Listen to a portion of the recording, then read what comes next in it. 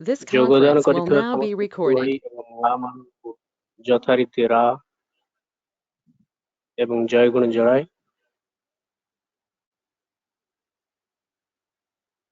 ଆଜି ଏକ ବିଶେଷ ଦିନ, ଇଣ୍ଟରନ୍ୟାସନାଲ ମଦର୍ସ ଡେ।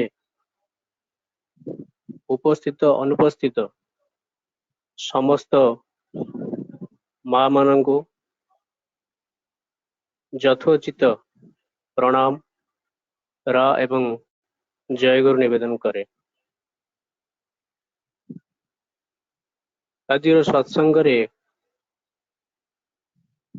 ଭଜନ କୋରସ କୀର୍ତ୍ତନ ଯାଜନ ରଖୁଥିବା ଭାଇମାନଙ୍କ ନାମ ପାଠ କରୁଛି।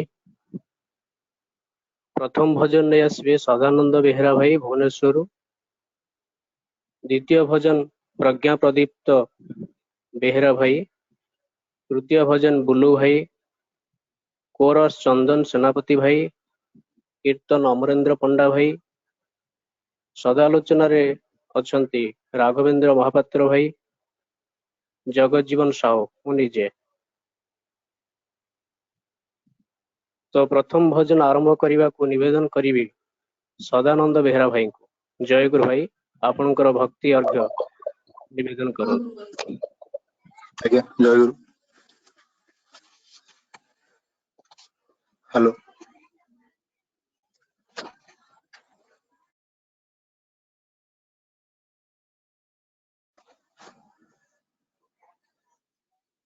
ହ୍ୟାଲୋ।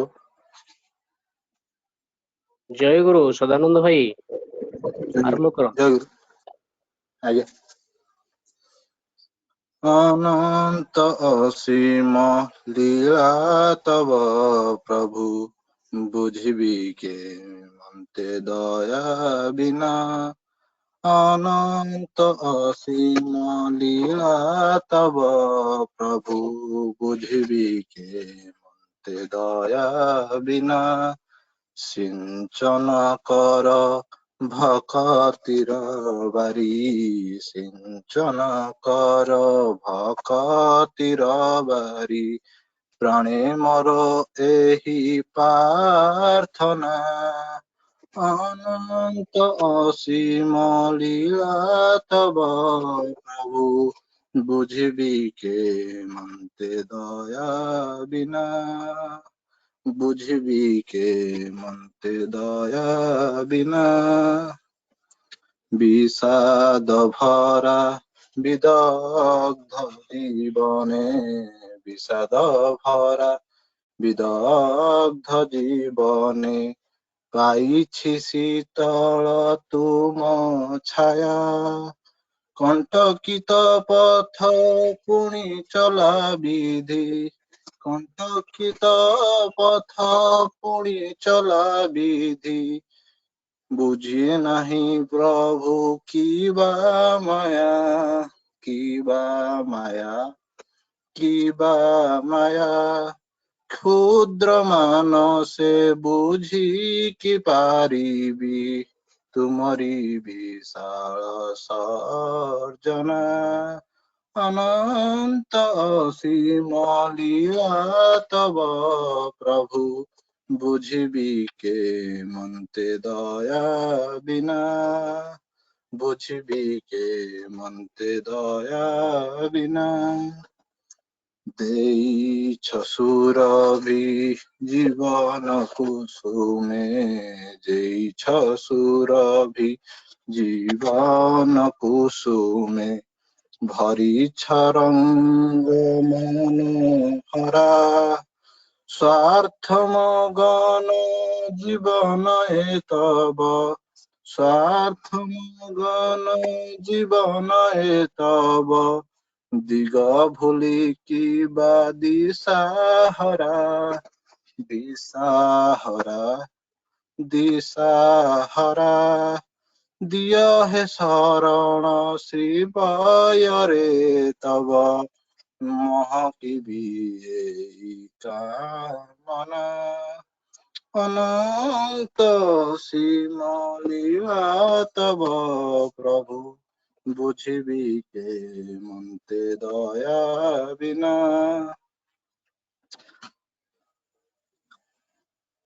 अंतर तव हृदय रे मम अंतर तम हृदय रे मम विराज हे परमेश्वर अंतर तव हृदय रे मम विराज हे परमेश्वर तुम लीला कृति जन तुम्हें प्रभु तुम लीला कृति जन तुम्हें प्रभु मुझे तुम दीन तिंकर तिंकर दीन तिंकर कृपा कर दीननाथ हे तब गाउथिबी जय वंदना अनंत सीम लीला तब प्रभु बुझिबी के मनते दया बिना बुझिबी के मनते दया बिना बुझिबी के मनते दया बिना। जय गुरु। जय गुरु। बहुत सुंदर भाव आपणकर भक्ति पुष्प अर्पण कले श्री श्री ठाकुर निकट में आपणकर तथा आपण परिवार परिजन समाजर इष्टिपित जीवन कामना करे प्रिय परम निकट में जहाँ आपण आहरी आहरी एपरी भक्ति पुष्प आशा करूँ परवर्ती पर्याय मानक जय गुरु सदानंद भाई।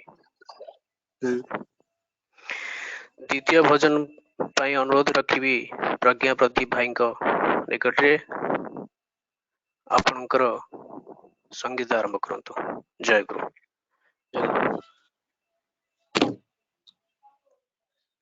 तुम बिन कौन प्रभु पार लगाए तुम बिन कौन प्रभु पार लगाए बीच भर में डोले नैया बीच भर में डोले नैया पनघट का कन राह दिखाए तुम बिन कौन प्रभु पार लगाए तुम बिन कौन प्रभु पार लगाए पानी गहरा दुर्गम सागर पानी गहरा दुर्गम सागर माझी मूरख स्वामी दया कर माझी मूरख स्वामी दया कर तारन हारी तेरे बिन अब भव सिंधु में कौन सहाय तुम बिन कौन प्रभु पार लगाए तुम बिन कौन प्रभु पार लगाए शक्ति न भाए कान नाए रोम रोम प्रभु तुझको बुलाए शक्ति न भाए कान नाए रोम रोम प्रभु तुझको बुलाए जीवन स्वामी तेरे बिन अब काल मरण से कौन बचाए तुम बिन कौन प्रभु पार लगाए तुम बिन कौन प्रभु पार लगाए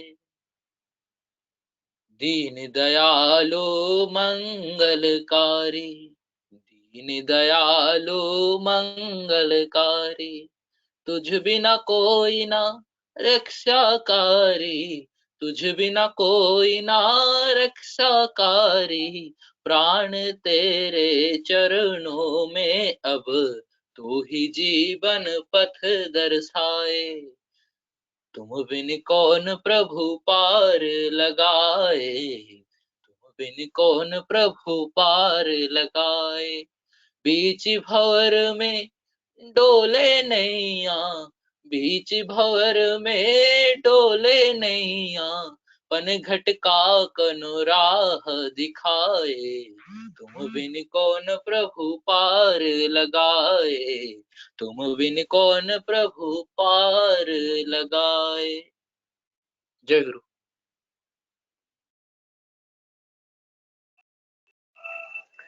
जय गुरु। प्रज्ञा प्रदीप भाई अति सुंदर भाव में द्वितीय भजन रखिले, प्रिय परम को निकट में आपनकर भाव प्रकाश कले।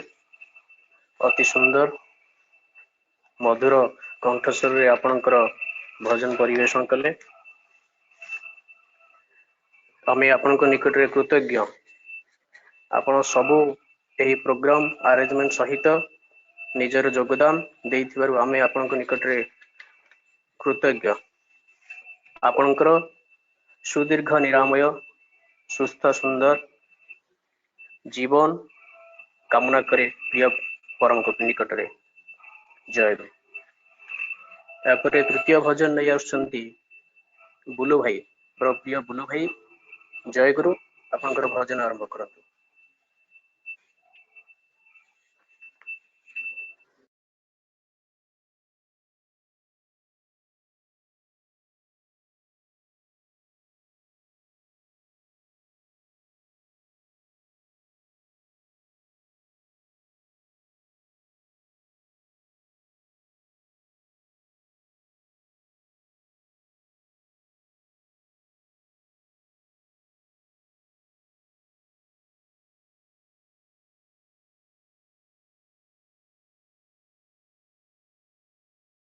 जय गुरु। जय गुरु भाई शुभुजी। ओके बोलू भाई अछंती भाई नेक्स्ट परफॉर्म करंतु मु तांसन करथौ।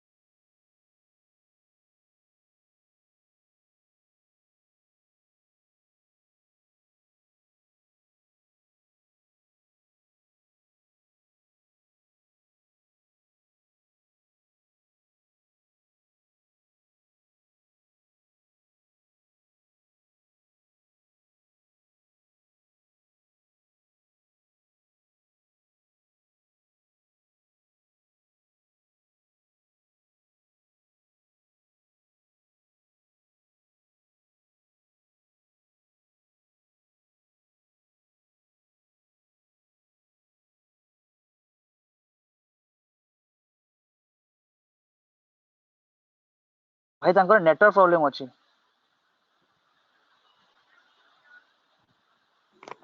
नित्य भाई आपण फ्री अछंती? अच्छा मु गोटे गीत गाउछि। हां आपण गाई दियंतु। जय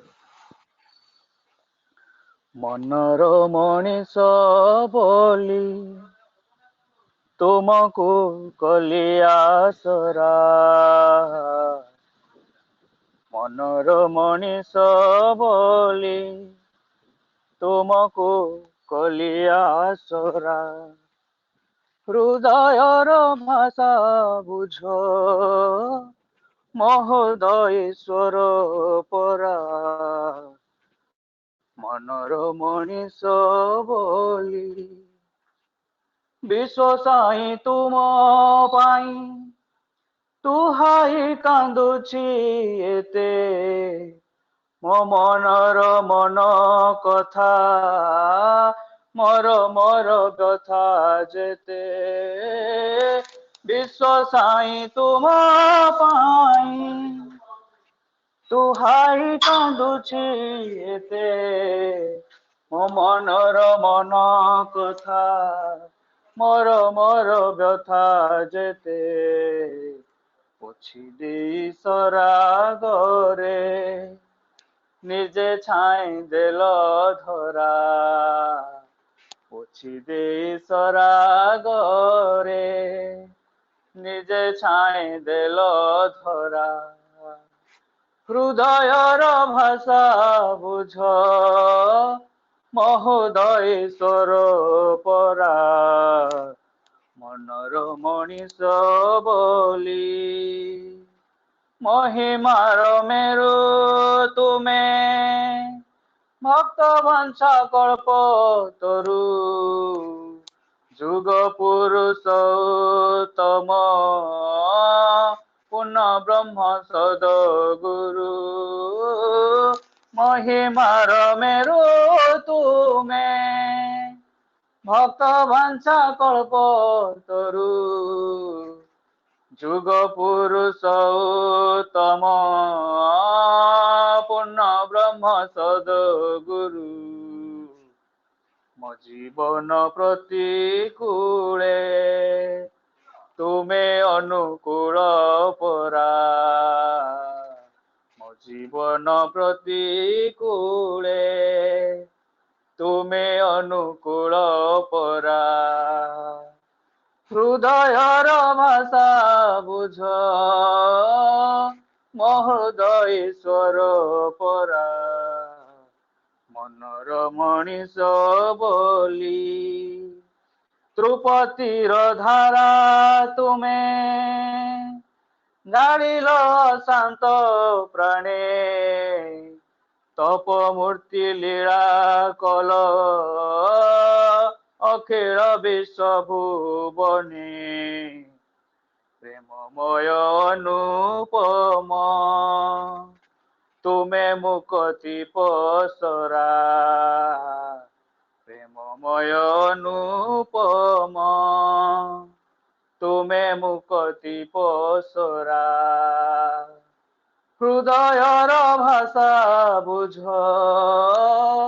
ମହୋଦୟେଶ୍ୱର ପରା ମନର ମଣିଷ ବୋଲି ତୁମକୁ କଲି ଆସରା ମନର ମଣିଷ ବୋଲି ତୁମକୁ କଲି ଆସରା ହୃଦୟର ଭାଷା ବୁଝ ମହୋଦୟେଶ୍ୱର ପରା ହୃଦୟର ଦୁଃଖ ବୁଝ ମହୋଦୟେଶ୍ୱର ପରା ହୃଦୟର ଭାଷା ବୁଝ ମହୋଦୟେଶ୍ୱର ପରା ଜୟ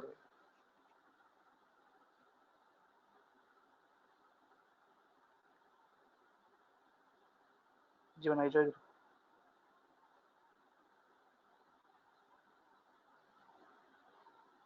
जय गुरु नित्य भाई आज्ञा भाई जय गुरु जाहो आपणकर सुंदर अंतर हृदयर गभीरतम भाव भक्तिर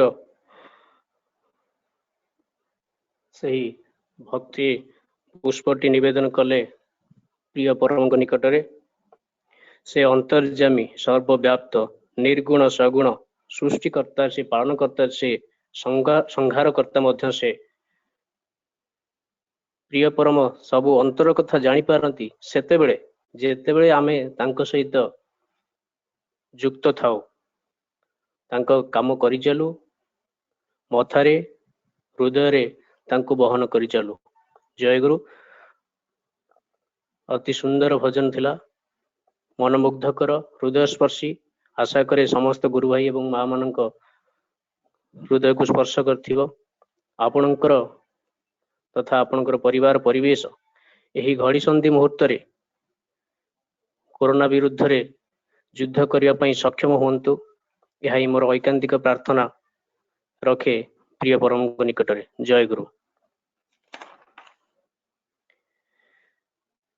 परवर्ती पर्याय कोरस समय होईछि तीनोटी भजन पर कोरस समय होईछि चंदन सेनापति भाई नयागढ़ कोरस परिवेशन करिवे तांको अनुरोध रखिबी।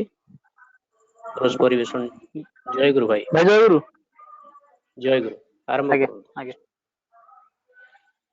दुआर खोली देखरे तार भुवन भुला रूपरे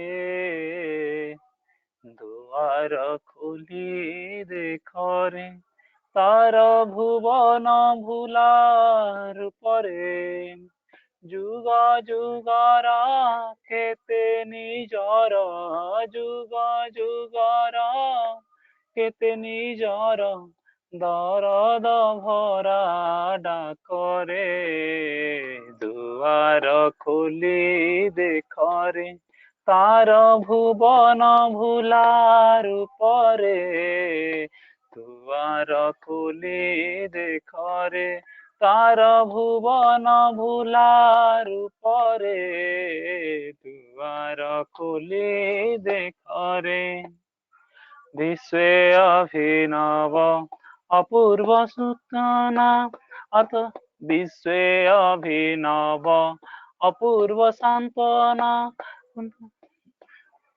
विश्वे अभिनव पूर्व धनी मानी गुणी साधु संत मुनि धनी मानी गुणी साधु संत मुनि साधकर समावेशरे दुआर खोली देखरे तार भुवन भुला रूपरे दुआर खोली देखरे तार भुवन भुला रूपरे दुआर खोली देखरे आर्त दुखी एठी पाइबे सांत्वना अशांत प्राण रे शांतिर मूर्छना भक्त साधक जीवने लभिब समुत्थान भाव ऐसी चेतना धनी मानी गुणी साधु संत मुनि धनी मानी गुणी साधु संत मुनि साधकर समावेशरे दुआर खोली देखरे तार भुवन भुला रूपरे दुआर खोली देखरे तार भुवन भुला रूपरे दुआर खोली देखरे जीवंत जाग्रत लक्ष्मी नारायण हरि जीव कर रे दर्शन जीवंत जाग्रत लक्ष्मी नारायण प्राण भरी जीव कर रे दर्शन नित्य वैकुंठ नव वृंदावन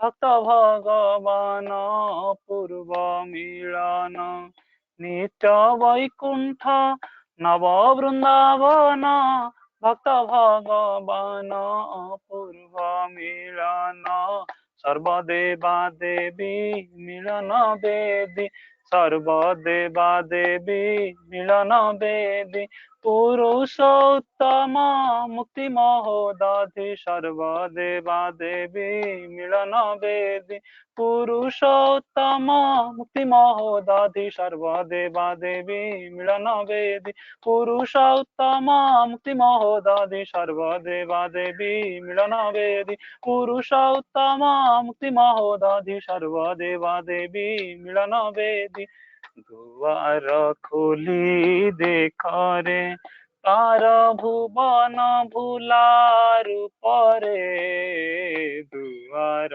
खोली देखरे तार भुवन भुला रूपरे जुग जुगर केते निजर जुग जुगर केते निजर दरद भरा डाकरे दुआर खोली देखरे तार भुवन भुला रूपरे दुआर खोली देखरे तार भुवन भुला रूपरे दुआर द्वार खोली देखरे। जय गुरु भाई। जय गुरु चंद्र भाई। पुरुषोत्तम निकटरे आपणकर कोरस निवेदन कले अति सुंदर हृदय स्पर्शी थिला। आपणकर तथा आपणकर पड़ा पड़ोशी परिजन सामाजिक आपणकर व्यक्तिगत पारिवारिक सामाजिक राष्ट्रीय जीवन सुंदर सुखमय हेउ। आपण शांति स्वस्ति र अधिकारी हुंतु यही प्रिय परम को निकट प्रार्थना रखे। जय गुरु। परवर्ती समय होइछे कीर्तन परिवेशनर अमरेंद्र पंडा भाई और पिंटू भाई को अनुरोध रखिबी जातमंडिया सत्संग बिहार रु से रिप्रेजेंट करचंती कीर्तन परिवेशन करिया पे निवेदन रखिबी। जय गुरु। जय गुरु भाई। जय गुरु। आगे देखो देखो रे महासागर, देखो देखो रे महासागर, एठी भावर तरंग नाचे आनंद जुआर, एठी भावर तरंग नाचे आनंद जुआर। देखो देखो रे महासागर, देखो देखो रे महासागर, देखो देखो रे महासागर, देखो देखो रे महासागर, एठी भावर तरंग नाचे आनंद जुआर, भावर तरंग नाचे आनंद जुआर। देखो देखो रे महासागर, देखो देखो रे महासागर, प्रेम सुनयनरु बही जाउअछि, दुई बाहु तोड़िकी एउ दंडे नाचुछि, प्रेम सुनयनरु बही जाउअछि, दुई बाहु तोड़िकी एउ दंडे नाचुछि। अरे गड़ी जाउछंती किए धूलिर उपर, गड़ी जाउछंती किए धूलिर उपर। देखो देखो रे महासागर, देखो देखो रे महासागर, मोर तो होइछि आजि सरग भुवन, भक्त भगवानंकर पूर्व मिलन, मोर तो होइछि आजि सरग भुवन, भक्त भगवानंकर पूर्व मिलन। कीर्तन भजनु झरे सुधार निर्झर, कीर्तन भजनु झरे सुधार निर्झर। देखो देखो रे महासागर, देखो देखो रे महासागर, देखो देखो रे महासागर, देखो देखो रे महासागर। আজি कीर्तन भजनु झरे सुधार निर्झर, कीर्तन भजनु झरे सुधार निर्झर। আজি कीर्तन भजनु झरे सुधार निर्झर, कीर्तन भजनु झरे सुधार निर्झर। देखो देखो रे महासागर, देखो देखो रे महासागर, देखो देखो रे महासागर, देखो देखो रे महासागर। राजधिराजंकर चलिछि रथ, पुरुषोत्तमंक बिना नहीं अन्य पथ।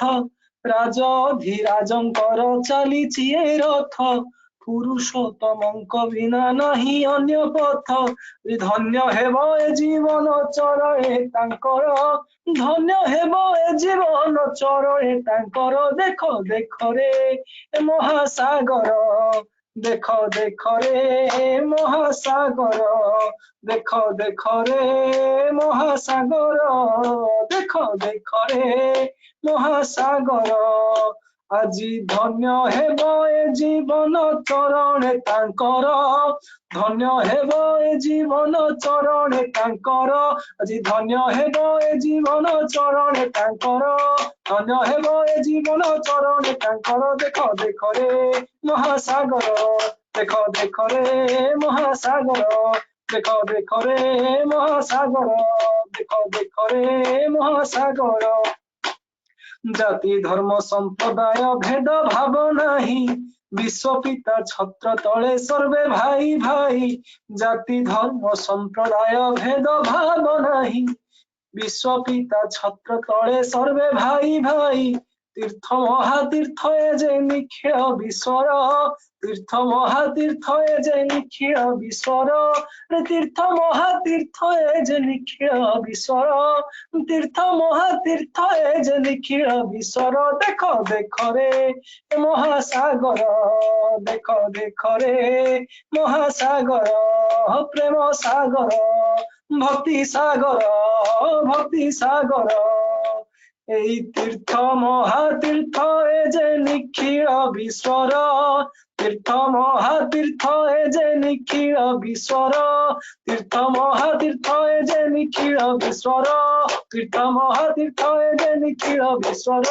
তীর্থ মহাতীর্থ এ যে নিখিল বিশ্বর, তীর্থ মহাতীর্থ এ যে নিখিল বিশ্বর। এ যে তীর্থ মহাতীর্থ এ যে নিখিল বিশ্বর, মহাতীর্থ এ যে নিখিল বিশ্বর। তীর্থ মহাতীর্থ এ যে নিখিল বিশ্বর। আজি ভাবর তরঙ্গ নাচে আনন্দ জুয়ার, ভাবর তরঙ্গ নাচে আনন্দ জুয়ার, ভাবর তরঙ্গ নাচে আনন্দ জুয়ার, ভাবর তরঙ্গ নাচে আনন্দ জুয়ার। দেখো দেখো রে মহাসাগর, দেখো দেখো রে মহাসাগর, দেখো দেখো রে মহাসাগর। ভক্তি সাগর, প্রেম সাগর, দেখো দেখো রে মহাসাগর।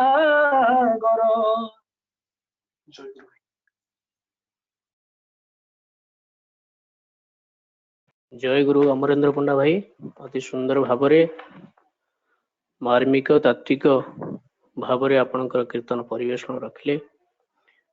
ପ୍ରିୟ ପରମ ନିକଟରେ ଆପଣଙ୍କର ଚିରକାଳ ନିମନ୍ତେ ଶାନ୍ତି ସ୍ୱସ୍ତି ଇଷ୍ଟିପୂତ ଜୀବନ କାମନା କରେ। ଆପଣ ତଥା ଆପଣ ପରିବେଶ ପରିଜନଙ୍କୁ ନେଇ ଇଷ୍ଟଙ୍କୁ ନେଇ ଆହୁରି ଆହୁରି ବଢି ଉଠନ୍ତୁ। ଏହିପରି ସଙ୍ଗୀତ ମାଧ୍ୟମରେ କୀର୍ତ୍ତନ ମାଧ୍ୟମରେ ଯାଜନ ମାଧ୍ୟମରେ ଆପଣଙ୍କର ସାମାଜିକ ଜୀବନକୁ ପରିବେଷ୍ଟିତ କରି ତୋଳନ୍ତୁ। ଏହା ହିଁ ପୁରୁଷୋତ୍ତମଙ୍କ ନିକଟରେ କାମନା କରେ। ଜୟ ଗୁରୁ। ଠାକୁରଙ୍କର ସେହି ଶ୍ରୀହସ୍ତ ଲିଖିତ ପବିତ୍ର ସତ୍ୟାନୁସରଣ ଗ୍ରନ୍ଥରୁ ଉଦ୍ଧୃତ ହିନ୍ଦୁ ଧର୍ମ, ମୁସଲମାନ ଧର୍ମ, ଖ୍ରୀଷ୍ଟିଆନ ଧର୍ମ, ବୌଦ୍ଧ ଧର୍ମ ଇତ୍ୟାଦି କଥା ମୋ ମତରେ ଭୁଲ, ବରଂ ସେ ସବୁଗୁଡ଼ିକ ମତ ବହୁତ ହୋଇପାରେ, ଏପରିକି ଯେତେ ମଣିଷ ସେତେ ମତ ହୋଇପାରେ, କିନ୍ତୁ ତାହା ବୋଲି ଧର୍ମ ବହୁତ ହୋଇପାରେ ନା। ଧର୍ମ କେବେ ହେଲେ ବହୁ ହୁଏ ନା, ଧର୍ମ ଏକ, ଆଉ ତାର କୌଣସି ପ୍ରକାର ନାହିଁ। ପୁରୁଷୋତ୍ତମ ଧରାବତରଣ କରନ୍ତି ନିଜର ସୃଷ୍ଟିକୁ ଏକ ଦୁର୍ଦ୍ଦିନର ଅବସ୍ଥାରେ ଘଡ଼ିସନ୍ଧି ମୁହୂର୍ତ୍ତରେ ନିଜର ସୃଷ୍ଟିକୁ ରକ୍ଷା କରିବା ନିମନ୍ତେ ସେ ନିଜେ ନର ଶରୀର ଧାରଣ କରି ସୃଷ୍ଟିର ସବୁଠାରୁ ବିଶିଷ୍ଟ ଜୀବ ଏହି ନର ଶରୀରରେ ସେ ନିଜେ ଆସି ନିଜର ସୃଷ୍ଟିକୁ କିପରି ରକ୍ଷା କରାଯାଏ, କିପରି ଏହି ସୃଷ୍ଟିକୁ ବଞ୍ଚେଇ ରଖାଯାଏ, ଜୀବ ଜଗତରେ ଶାନ୍ତି ସ୍ୱସ୍ତି ଆନନ୍ଦର ବଞ୍ଚିବା ବଢିବାର ସୂତ୍ର ଆମମାନଙ୍କ ହାତରେ ସେ ଧରେଇ ଦେଇ ଯାଆନ୍ତି।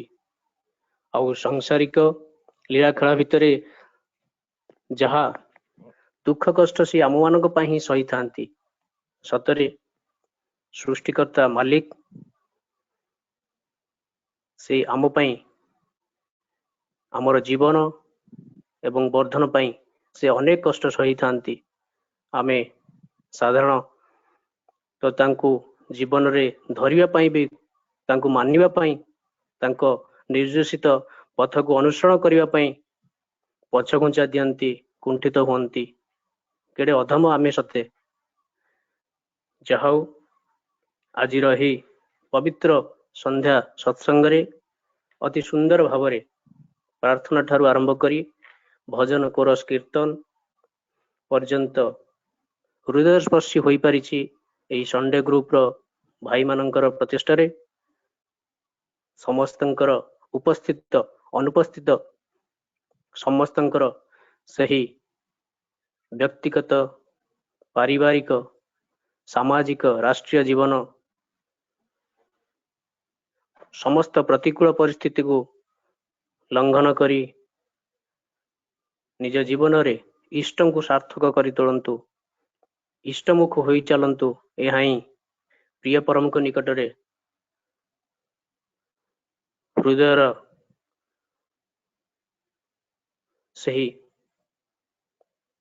गभीर कोणरू मु तांको निकट रे प्रार्थना रखे। वर्तमान सदालोचनार समय बेसी विलंब न करी आरंभ करिवा। आम सहित अछंती राघवेंद्र महापात्र भाई चिकू भाई जो टॉपिक समस्त अनुरोध क्रमे रखा जाइछि जजन जाजन इष्टभृति ता उपरे निजर विशेष आलोचना रखिबे। आमे माने समस्ते तांको ठारू सुनी ठाकुरंकर विधान को आहुरी कंटाई कंटाई मानिबा पई व्रती होई उठिबा तांको मु अनुरोध करे तांकर जाजन रखिबे। जय गुरु। जय गुरु। मुखं करोति वाचालं पंगु लंघयते गिरिं यत्कृपा तमो वंदे परमानंद माधवं। प्राणर श्री ठाकुर जगज्जनन श्री बड़मा प्रभुचार्य श्री बड़दा प्रधान आचार्य देव श्री दादा एवं इष्ट परिवार सभी पाद पंकजरे मोर शतकोटी प्रणाम निवेदन करुछि। आज मधुबन जल शुभ ऑनलाइन सत्संगर समस्त श्रोता उद्देश्य मोर प्रीतिभरा रा ओ जयगुरु जनाऊछि। पर्यायक्रमे आज ऑनलाइन सत्संगर टॉपिक रखाई जजन जाजन और इष्टवृत्ति। जजन जाजन इष्टवृत्ति मनुष्य मात्र के यार प्रधान करणीय। पूजनीय बाबादा कहते निजर चरित्रटा ही हेला जाजन। तेणु निजर चाली चलन चरित्र को आमे जेभली भाबे रखिबा लोके ताहे देखि बुझी परिबा आमे कोन बा आमे किभली भाबरे एई जजन जाजन इष्टवृत्ति को सफल रूपे परिपालन करूचे। ठाकुर भी कहते गोटे लोक हुए तो मो पाखक आसी मते देखि फेरी जाई पारे किंतु तत्ते देखि जेमिति अटकी जाए ता माने हमकु सेभली ग्रो करिबाकू पड़िबो। गोटे पॉइंट रे मु टिके विरोध नेबी। ठाकुर कहले मते देखि फेरी जाई पारे किंतु तत्ते देखि अटकी जाए। एइटा भी केबे संभव नुहे। किए भी आसी ठाकुर निकट केबे फेरी जाई न थाए किंतु यदि ठाकुर आम प्रति एक कथा कहते तेणु आमको केउ भली भाबरे ग्रो करिबाकू पड़िबो एवं आमर चरित्र को केभली भाबरे तांको मन लेखि करियाकू पड़िबो जी कि ठाकुरंकुठू फेरिकी आम पाखरे अटकी जीवो। एक कथा छाड़ी मु मोर टॉपिक ऊपर को आसुची। जजन अर्थ यज्ञ। एई शब्दटी साधारणतः आसची जज धातुरु।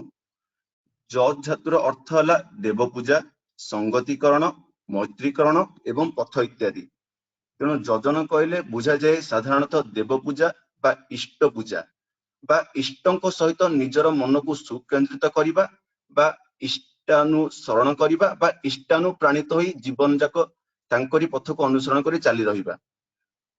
मो मतरे मु बुझे जजन अर्थ निजको गोटे सुंदर मनुष्य रूपे गढ़ी तोलिबार गोटे क्षुद्र प्रयास बा गोटे बृहत प्रयास। साधारणतः जजन माध्यम रही जप ध्यान पूजा प्रार्थना इष्ट प्रतिष्ठा इष्ट प्रसंग एमती अनेक किछि बा किंतु जप ध्यान अर्थ मु बुझे आमर पिला दिने आमे स्कूल को गला बेले जेमती आमर क्लास रे शेड्यूल आरंभ होई जे फर्स्ट पीरियड टू 8 पीरियड मु भाबे जजनर प्रथम पॉइंट हो जप ध्यान। मु दीक्षा ग्रहण कली माने इष्टंक प्रति मोर अनुराग आसिला।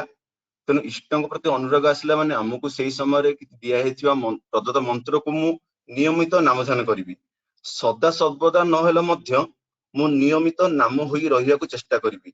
एई लक्ष्य रे से ठाकुरंकर गोटे बाणी मोर मन पड़े उषाए निशाए मंत्र साधन चलाए फिराए जप ଯଥା ସମୟ ଇଷ୍ଟ ନିର୍ଦ୍ଦେଶ ମୃତ କରାଏ ତପ। ଠାକୁର ବି କହିଛନ୍ତି ନାମ ମଣିଷକୁ ତୀକ୍ଷ୍ଣ କରେ, ଧ୍ୟାନ ମଣିଷକୁ ସ୍ଥିର ଓ ଗ୍ରହଣକ୍ଷମ କରେ। ସାଧାରଣତଃ ଆପଣ ନିୟମିତ ନାମ ଧ୍ୟାନ କରନ୍ତୁ, ଜପ କରନ୍ତୁ, ଆପଣ ଦେଖିବେ ଆପଣଙ୍କର ମାନସିକ ସ୍ଥିରତା ନିହାତି ଭାବେ ଆସିବ।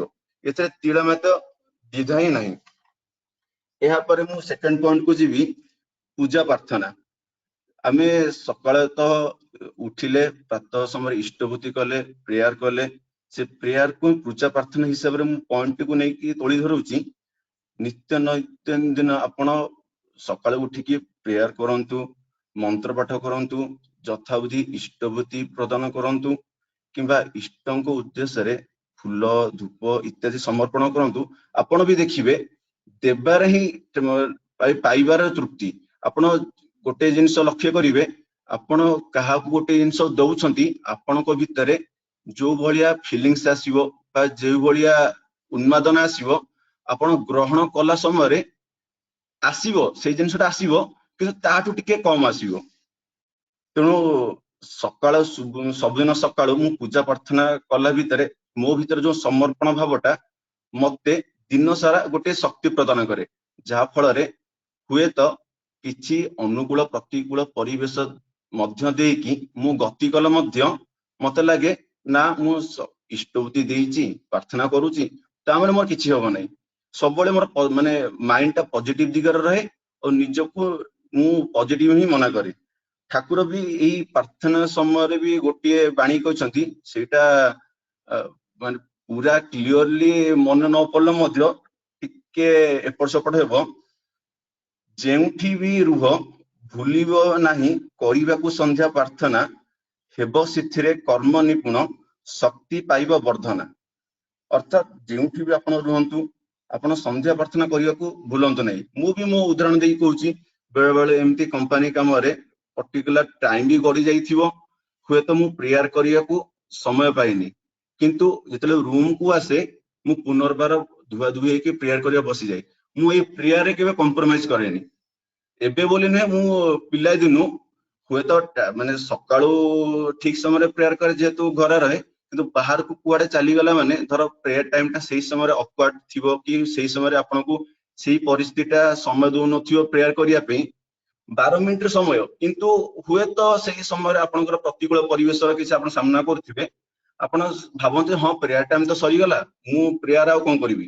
କିନ୍ତୁ ଏଇଟା ମୋ ପାଇଁ, ଏଇଟା ମୁଁ ଭାବେ ନା ନା, ଯଦି ମୋ ଦିନ ସାରା ମୁଁ ଖାଇବାଟାକୁ ବାଦ ଦଉନି, ପିନ୍ଧିବାକୁ ବାଦ ଦଉନି, ବୁଲିବାକୁ ବାଦ ଦଉନି, ନିଜର କର୍ମ କରିବାକୁ ବାଦ ଦଉନି, ତାହେଲେ ସେ 12 ମିନିଟର ପ୍ରେୟାର ସେଡ୍ୟୁଲ ଟାକୁ ମୁଁ ମୋ ଲାଇଫ ଷ୍ଟାଇଲକୁ କାହିଁ ବାଦ ଦେବି। ସେଥିପାଇଁ ମୁଁ ରୁମକୁ ଆସେ, ସେ ତେଣୁକୁ 7:30 ହଉ କି 8ଟା ହଉ, ଏମିତି ବି ବେଳେ ବେଳେ ମୁଁ 9ଟାରେ ବି ପ୍ରେୟାର କରିଛି। ହୁଏତ ମୁଁ କ୍ଷମା ମାଗୁଛି ଯେହେତୁ ମୋ ପ୍ରେୟାର ସେଡ୍ୟୁଲ ଟାଇମ ଅନୁସାରେ ମୁଁ କରିନି, କିନ୍ତୁ ସନ୍ଧ୍ୟା ପ୍ରେୟାରକୁ ମୁଁ କେବେ କମ୍ପ୍ରମାଇଜ ଦୃଷ୍ଟିରେ ଦେଖିନି। ଏଇଟା ମୁଁ ଭାବେ ମୋ ପାଇଁ ଗୋଟେ ପ୍ଲସ ପଏଣ୍ଟ।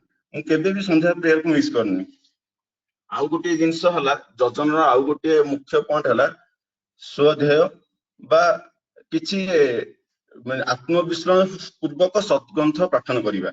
ମୁଁ ଦେଖେ ଯେଉଁମାନଙ୍କ ଘରେ ସକାଳ ସଞ୍ଜ ବେଳେ ସତ୍ୟାନୁସରଣ କିମ୍ବା ନାରୀର ନୀତି ପାଠ କରାଉଥିବ, ସେଇ ଘରର ପିଲାମାନେ କେବେ ମାନେ ଖରାପ ଦିଗକୁ ଯିବେନି କି ପଥଭ୍ରଷ୍ଟ ହେଇକି ଯିବେନି। ଏଇଟା ମୋର ନିଜ ମତ କହୁଛି, କାହା ଘରର କଥା କି କାହା କଥା ଏଇଟା ମୁଁ ତୋଳି ଧରିବିନି, କାରଣ ସତ୍ୟାନୁସରଣର ଟୋଟାଲି 96 ପେଜ ଆପଣ ଏମିତି କୌଣସି ବୁକ୍ ର ଜିଷ୍ଟ ତା ଭିତରେ ଆପଣ ପାଇବେନି, ସେଟା ଆପଣ ନିଜେ ବି ପଢିଲେ ଅନୁଭବ କରିପାରିବେ।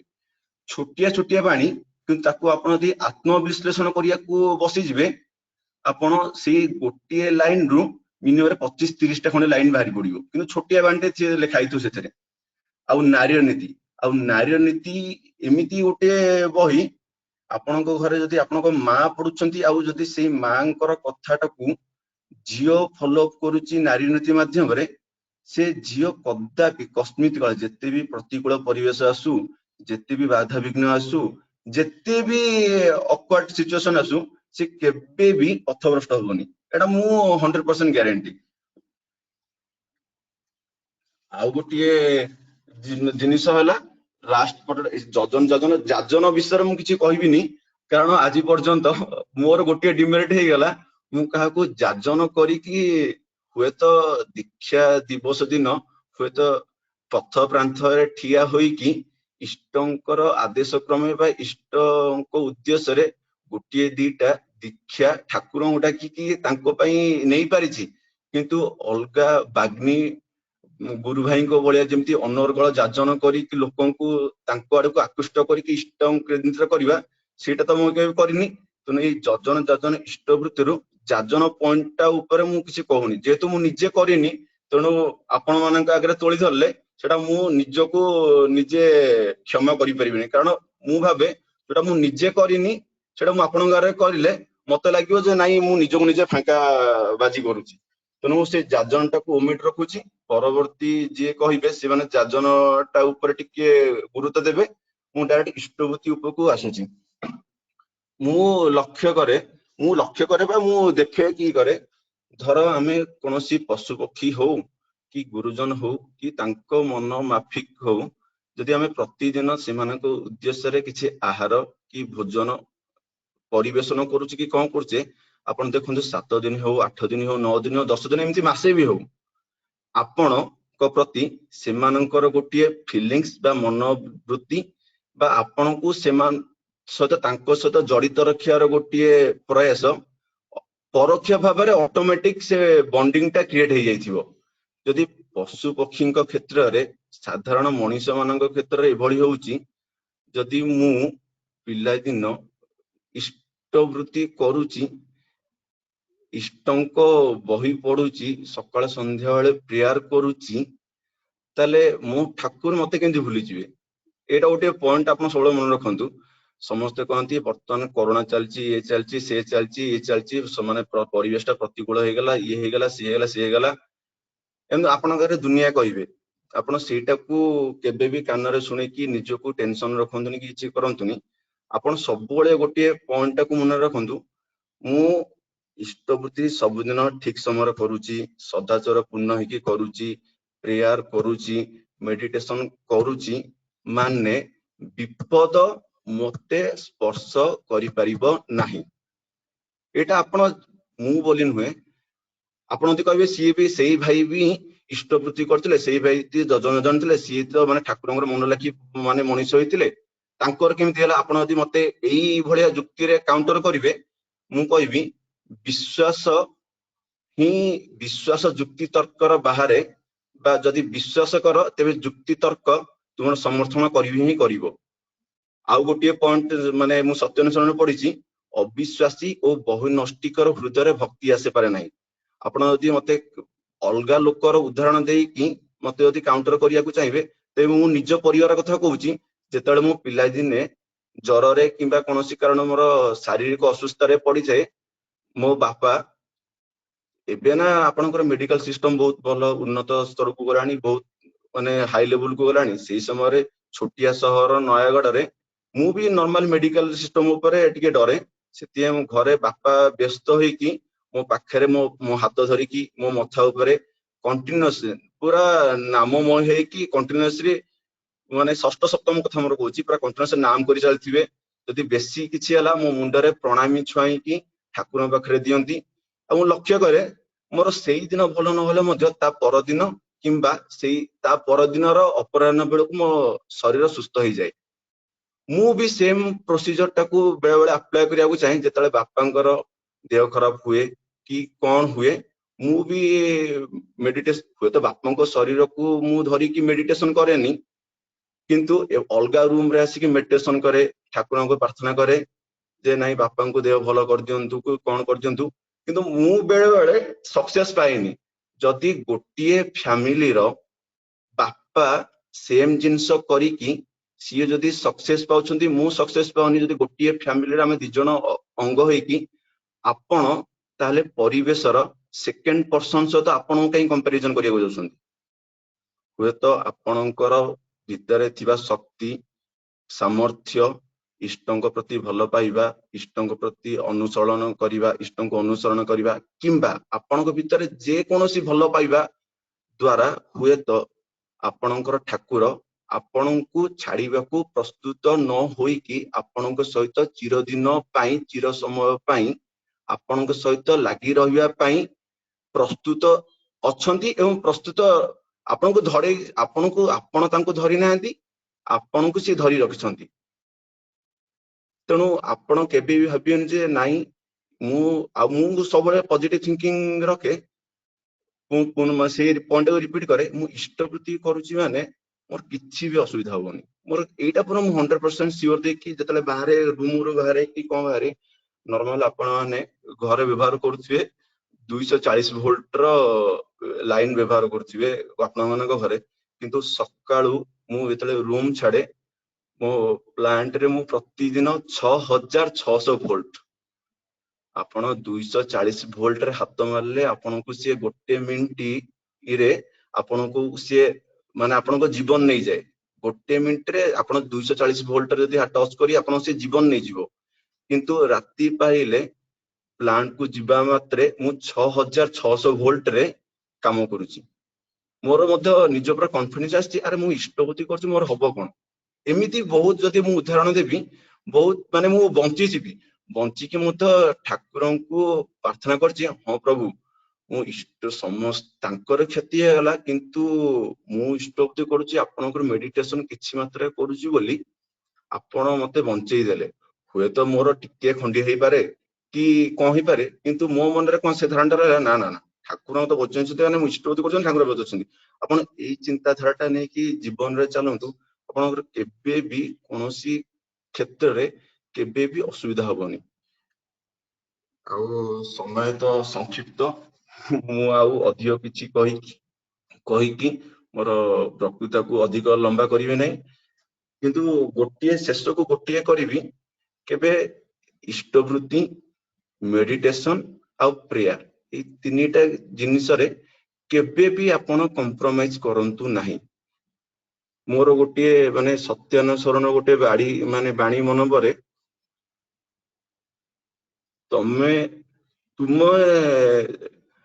ତୁମର ଚରିତ୍ରର କୌଣସି ଉଦାହରଣ ଯଦି କାହାର ମଙ୍ଗଳ ହୁଏ ତେବେ ତା ନିକଟରେ ତାହା ଗୋପନ ରଖ ନାହିଁ।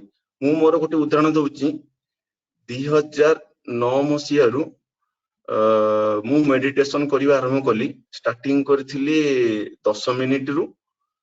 2013 ସେମିଷ୍ଟାର ଶେଷ ବେଳକୁ ସେଇଟା ପହଞ୍ଚି ଯାଇଥିଲା ମୋର 45 ମିନିଟରେ। ଯେତେବେଳେ ଦେଓଘରକୁ ଗଲି ଦାଦାଙ୍କ ପାଖରେ ବସିଥିଲି କିନ୍ତୁ ମୁଁ ମେଡିଟେସନ କରୁଥିଲି, ସେଇଦିନ ସେ 45 ମିନିଟଟା ମୋର 1 ଘଣ୍ଟାରେ କନଭର୍ଟ ହେଇଯାଇଥିଲା। ମୁଁ କହିଲି ମୁଁ ଯଦି ଦାଦାଙ୍କ ପାଖରେ ବସିକି ମୋର 45 ମିନିଟ ଘଣ୍ଟାଟେ ମତେ ଜଣା ପଡୁନି ମେଡିଟେସନ କଲେ ଜଣା ପଡୁନି, ତାହେଲେ ମୁଁ ତ ଜୀବନରେ 24 ଘଣ୍ଟା ଭିତରୁ 23 ଘଣ୍ଟା ନିଜ ପାଇଁ କରୁଛି। ଏଇ 1 ଘଣ୍ଟା ମେଡିଟେସନ ବି ମୁଁ ନିଜ ପାଇଁ କରିବି, ତେଣୁ କାହିଁକି ଏଇଟାକୁ ମୁଁ ବାଦ ଦେବି। ସେଇ 2013ରୁ ଆଜି ହେଇଗଲା 2021, ପ୍ରତିଦିନ ମୋ ସହିତ ଯୋଉମାନେ ମିଶିଛନ୍ତି କି ମତେ ଯୋଉମାନେ ଜାଣିଥିବେ, ହୁଏତ ସେ ମେଡିଟେସନ ଭିତରେ ମୁଁ ଶୋଇ ପଡିଥାଇପାରେ କି କଣ କରେ, କିନ୍ତୁ ମୋର ସିଡ୍ୟୁଲ ଅନୁସାରେ ମୁଁ ସେଇ 1 ଘଣ୍ଟା ମେଡିଟେସନକୁ କେବେ ବି ବାଦ ଦେଇନି ଅପ୍ ଟୁ 2013ରୁ 2021। ଏମିତି ବି ଘରେ ବି ମତେ ବେଳେ ବେଳେ ଗାଳି କରନ୍ତି, ଶୋଧନ୍ତି, କାରଣ ମତେ ପ୍ରବଳ ଜ୍ୱର ହେଇଥିବ କି କଣ ହେଇଥିବ, ହୁଏତ ଯୋଉ କଣ୍ଡିସନରେ ମୁଁ ବସିକି ମେଡିଟେସନ କରିବା କଣ୍ଡିସନରେ ନଥିବି, କିନ୍ତୁ ସେଇ ସମୟରେ ମୁଁ ବସିଯାଏ। ଘରେ ବି ବାପା ମାଙ୍କ ଆଖିରୁ ଲୁହ ପଳେଇ ଆସେ ଯେ ନା ନା ତାକୁ ଆମେ ଗାଳି କଲେ ମଧ୍ୟ ସିଏ ତାର ମାନେ ମେଡିଟେସନରେ କେବେ ବି କମ୍ପ୍ରମାଇଜ କରୁନି।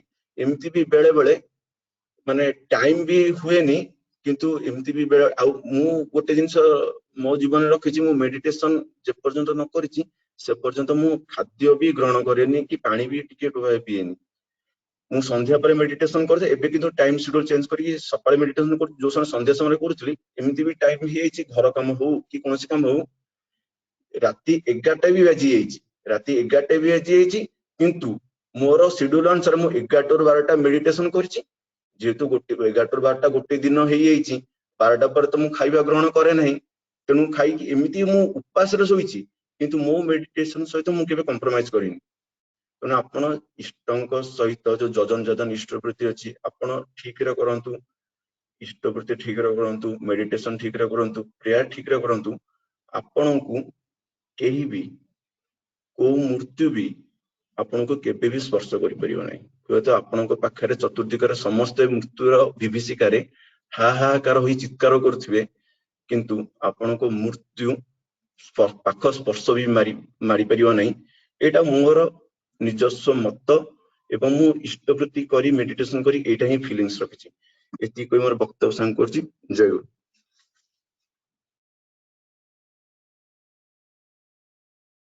जय गुरु। राघवेंद्र भाई अति सुंदर भाव ठाकुर से ही आदेश निर्देश दीक्षा परे जो मुख्य कर्तव्य आम रही इष्टवृत्ति जजन जाजन तापर विशेष भाव में आलोकपात कले अति सुंदर भाव में आशा करे समस्त गुरु भाई और माँ मानकर संदेह दूर करिवारे साहाय्य करिथिबो। आपणकर सार्विक मंगल कामना करे पुरुषोत्तम को निकट रे आपनकु एही इष्टिमय जीवन रे साहाय्य करि आस्थिबा प्रत्येक बापा माँ पड़ा पड़ोसी आपणकर समाज समस्तंकर सही इष्ट आशीर्वाद भागीदारी हुंतु यहाँ ही प्रिय परम को निकट रे कामना करे। आउ आपण एही भई भाव इष्ट कर्म करि चलंतु तांको मथारे बहन करी विश्वासर सहित धैर्यर सहित आपणकर कर्ममय जीवन आहुरी सुंदर सृष्टि होई उठू। आपण जहाँ आलोचना रखुतिले जिंदल स्टील प्लांट रे आपण कार्यरत आ सेही कार्य रे जो सब रिस्क फैक्टर को आपण निज जीवन रे बहन करी चली प्रकृत रे प्रिय परमकर आशीर्वाद नथिले काहाकू कोनोसी कौ जगार नहीं थोइबे जी जतिकी बोझ बोही परिबो से ता उपरे संसार भार सेतिकी ही लदी थांती अधिक नुहे कि कम नुहे यह स्थिर निर्दिष्ट सेथिपाई ठाकुर चाहती तांकर प्रत्येकटी मनीष समृद्धशाली होई उठू वैशिष्ट्यपाली होई उठू जीवन रे प्रिय परम को धरी जीवन आदर्श जीवन मेरुदंड जी आचार्य तांको अनुसरण करी तांको पाथेय करी जीवन रे एक उच्च लक्ष्य रखी से आहुरी आहुरी आगे चलंतु वृद्धिर दिगरे यही प्रिय परमकर आशीर्वाद आउ आशा कामना मध्य मु अल्प किंचित आलोचना रखी समय अतिक्रांत होईछि। भाई हमरो छाड़ीदेले जाजन पाखरे किछि आलोचना रखिबा को चुंबक रे इष्टवृत्ति आडू आसीबी। इष्टवृत्ति जजन जाजन यह होछि ठाकुरंकर नित्य नैमित्तिक धर्म आमको प्रति दीक्षित भाई और माँ मान को परिपालन करने को होता है। नाम ध्यान परायण होई सदाचार पालन करी इष्ट माफिक इष्ट भरण निमंते तांकु किछि प्रीति अर्घ्य निवेदन सहित तांकर निर्देश अनुसार इष्टवृत्ति निवेदन नाम ध्यान प्रार्थना गुरु भाई माँ मान को प्रणाम गुरुजन मान को प्रणाम करी निजर कर्ममय जीवन आरंभ करने को जजन कहती। आउ सही प्रिय परम को धरी आमे जीवन रे जहाँ जहाँ होइछे जहाँ ठाकुरंकर तथा आम आदर्शंकर बाणी कथा गुड़ी को से गुण कीर्तन आम परिवेश रे करने को ही जाजन कहती। गोटे दुईटी उदाहरण द्वारा ये कथा को तोली धरबी।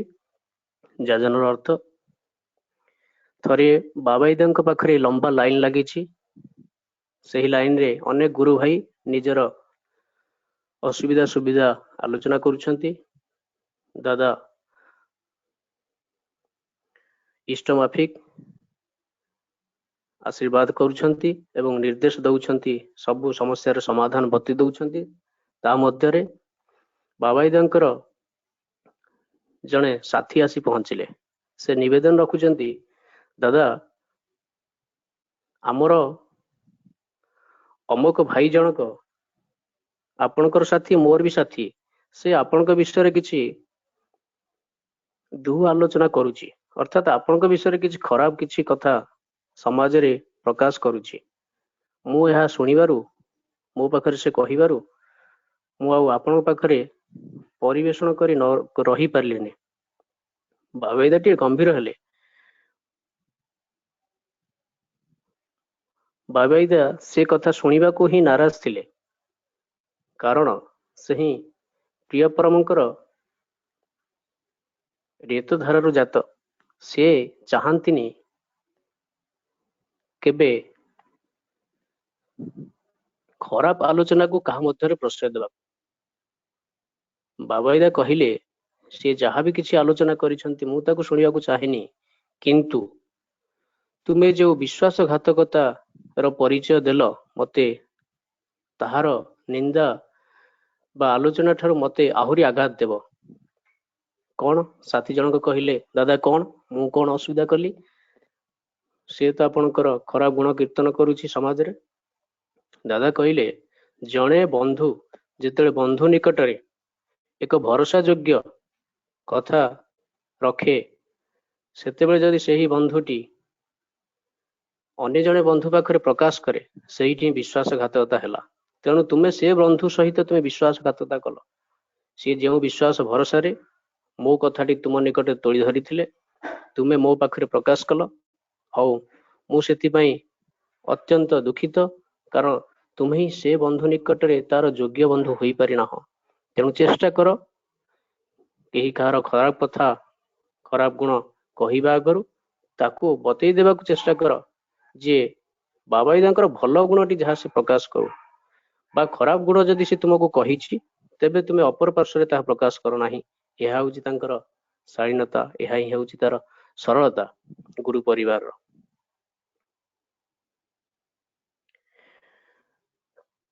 ସବୁକିଛି ଆମର ଚିନ୍ତା ଚରିତ୍ରକୁ ନେଇ ଆମେ ଯାହା ରିପ୍ରେଜେଣ୍ଟ କରୁ ସମାଜରେ, ତାହା ହିଁ ପ୍ରକୃତରେ ରିଆଜନ। ଆମେ ଯେଉଁ ଅଫିସରେ କାମ କରୁଛନ୍ତି, ବା ଆମେ ଯୋଉଠି ଛିଡା ହଉଛନ୍ତି, ବସୁଛନ୍ତି, ଯୋଉ ପରିବାରରେ ଚଳୁଛନ୍ତି, ଯୋଉଠି ଚାଲି ଯାଉଛନ୍ତି, ବା ଆମେ କୌଣସି ନିମନ୍ତ୍ରିତ ଅତିଥି ହୋଇ କୋଉଠି ଆସନ ଗ୍ରହଣ କରୁଛନ୍ତି, ଆମର ସମସ୍ତ ପଦକ୍ଷେପରେ ଆମର ଆଦର୍ଶଙ୍କର ଚିତ୍ରଟି ପରିସ୍ଫୁଟିତ। ସେଇଠି ଆମେ କଣ୍ଟାଏ କଣ୍ଟାଏ ଠାକୁରଙ୍କୁ ମଥାରେ ବହନ କରି ଠାକୁରଙ୍କର ଯାହା କୁହା ଅଛି, ଏଇ ମୋ ଜାଗାରେ ଠାକୁର ବା ଆଚାର୍ଯ୍ୟ ଦେବ ବା ବାବାଇଦା ଥିଲେ, ଠାକୁରଙ୍କର ପରିବାରର ଯେକୌଣସି ମେମ୍ବର ଥିଲେ ବା ମାତୃସ୍ଥାନୀୟ ଯେକୌଣସି ଲୋକ ଥିଲେ, ସେ କିପରି କଥାଟାକୁ ନେଇଥାନ୍ତେ, କିପରି ଭାବରେ ପ୍ରତିକ୍ରିୟା ରଖିଥାନ୍ତେ, ଏହା ହିଁ ଆମର ସାଧନାର ଏକ ଚରମ ଉଦ୍ଦେଶ୍ୟ ହେବା ଉଚିତ ମଧ୍ୟ। ଏହାକୁ ହିଁ କହନ୍ତି ଯାଜନ। ଏଇଟାକୁ ଆମେ ନିଜ ଚରିତ୍ରରେ ଚରିତ୍ରାୟିତ ନ କରିପାରିଲେ ଆମେ ଠାକୁରଙ୍କୁ ରିପ୍ରେଜେଣ୍ଟ କରିପାରିବା ନାହିଁ। ଗୋଟେ ଛୋଟିଆ ଉଦାହରଣ କହୁଛି, ଗୋଟେ ମିନିଟରେ ସାରିବି। ଆମେ ଯେ କୌଣସି ଜାଗାରେ ଯେ ଯାହା କାମ କରୁଛେ, ଆମର ଅଣ୍ଡର ପୋଷ୍ଟେଡ ଯେତିକି, ଆମ ଅଣ୍ଡରରେ ଯୋଉ ଅଫିସର, କ୍ଲର୍କ ବା ଯୋଉ ସୁଇପର, କୁକ୍ ଯୋଉମାନେ ରହିଲେ, ସେମାନଙ୍କୁ ଆମେ କେତେ ଆପଣାର କରି କାମ କରିପାରୁଛେ, ଗାଳି ଗୁଲଜ ନ କରି ଆତ୍ମୀୟତା ରୂପେ ତାଙ୍କୁ କିପରି ତାଙ୍କଠାରୁ ଭଲ କାମ ଆଦାୟ କରିପାରୁଛେ, ସେହା ହିଁ ଆମର ଗୁଣବତ୍ତାର ପରିଚୟ ଦିଏ। ଆମ ଆଦର୍ଶ କିଏ, ତାଙ୍କୁ ସେଇଠି ଆମକୁ ଜାଣିବା ଦରକାର ନାହିଁ। ସେ ଖୋଜେ ଏ ମଣିଷଟା କିପରି ଏତେ ହୋଇପାରିଛି, ଏତେ ଧୈର୍ଯ୍ୟ ସହକାରେ ମୁଁ ଯେତେ ଭଲ ଭୁଲ କାମ କଲେ ବି ସେ ମତେ ଭଲ ବାଟରେ ନିର୍ଦ୍ଦେଶ ଦଉଛି। ମୋର ଭୁଲ ଗୁଡାକୁ ସବୁ ହଜମ କରି, ସବୁ ଡାଇଜେଷ୍ଟ କରି ସେ କିପରି ଠିକ ଜିନିଷଟାକୁ ମତେ ନିର୍ଦ୍ଦେଶ ଦଉଛି, ଯାହାକି ପୂର୍ବରୁ ମତେ କେହି ଏ ବିଷୟରେ କେବେ ସୁଯୋଗ ଦେଇ ନଥିଲେ। ଆଉ ତତ୍ ସହିତ କେବଳ ଅଣ୍ଡର ପୋଷ୍ଟକୁ ଦେଖିଲେ ହବନି, ଆମ ଉପରେ ଯେ ସିନିୟର, ତାଙ୍କର ନିର୍ଦ୍ଦେଶ, ତାଙ୍କର ଆଦେଶକୁ ପାଳନ କରିବା, ଯଥୋଚିତ ଭାବରେ ତାଙ୍କୁ ସସମ୍ମାନେ ତାଙ୍କର ସବୁ କଥାକୁ ମାନି ଚଳିବାକୁ ମଧ୍ୟ ଆମର ଠାକୁରତ୍ୱ ହିଁ ପରିପ୍ରକାଶ କରେ। ତେଣୁ ଆସନ୍ତୁ ଇଷ୍ଟଙ୍କୁ ନେଇ ଆମେ ଜୀବନରେ ଆହୁରି ଆହୁରି ହୋଇ ଉଠିବା। ଠାକୁରଙ୍କର ଗୋଟେ ଦୁଇଟା ବାଣୀ, ନାମ ମଣିଷକୁ ତୀକ୍ଷ୍ଣ କରେ ଆଉ ଧ୍ୟାନ ମଣିଷକୁ ସ୍ଥିର ଓ ଗ୍ରହଣକ୍ଷମ କରେ। ଇଷ୍ଟ ଭରଣ ପିତୃପୋଷଣ ପରିସ୍ଥିତିର ଉନ୍ନୟନ, ଏ ନକରି ଯାହାହିଁ କରନା ଅଧ ପାତରେ ହିଁ ତୋର ଚଳନ। ଇଷ୍ଟଭୃତି ଇଷ୍ଟଙ୍କୁ ହିଁ ଦିଅ, କର ନାହିଁ ତାଙ୍କୁ ବଞ୍ଚନା, ଅନ୍ୟକୁ ତାହା ଦେଲେ ହିଁ ଜାଣିବୁ ଆସିବ ବିପାକ ଗଞ୍ଜନା।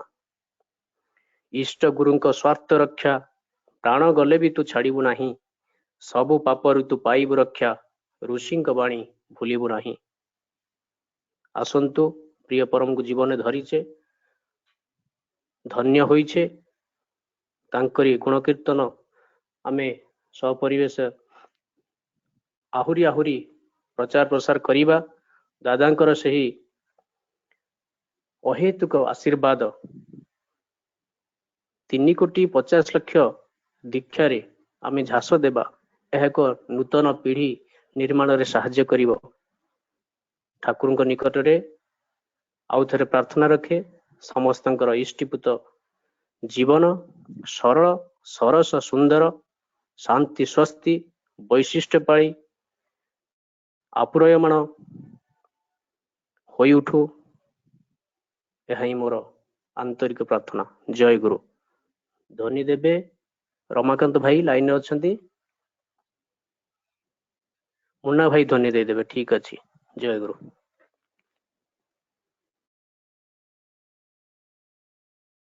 परम प्रेममय श्री श्री ठाकुर उनको चंद्र जी की, परम प्रेममय श्री श्री ठाकुर उनको चंद्र जी की, परम प्रेममय श्री श्री ठाकुर उनको चंद्र जी की, परम अध्याय जगत जननी श्री श्री बड़मा की, परम अध्याय जगत जननी श्री श्री बड़मा की, परम आचार्य देव जगत श्री श्री बड़दा की, परम आचार्य देव जगत श्री श्री बड़दा की, प्रधान आचार्य देव श्री श्री दादा की, प्रथम आचार्य देव श्री श्री दादा की, सत्संग की, वंदे पुरुषोत्तम, वंदे आर्य पितृ, वंदे मातृवर्गान, वंदे ओहं वृष्टिदैवतम, वंदे पुरुषोत्तम परम प्रेममय श्री श्री ठाकुर चंद्र जी की जय। जय गुरु। धन्यवाद मुन्ना भाई, समस्त को जय गुरु।